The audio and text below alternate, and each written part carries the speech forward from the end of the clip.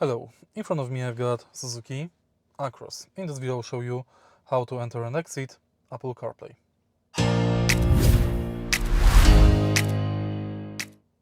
In the beginning, make sure that your smartphone is paired with your car.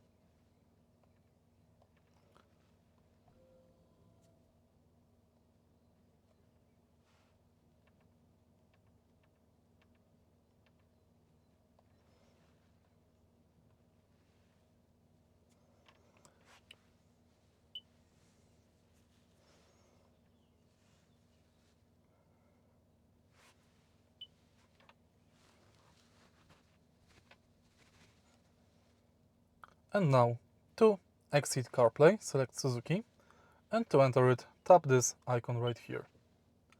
If you don't want to use your smartphone as CarPlay device, go to Bluetooth and Devices, select your smartphone and select Use for Phone. If you find this video helpful, please leave like, comment and subscribe.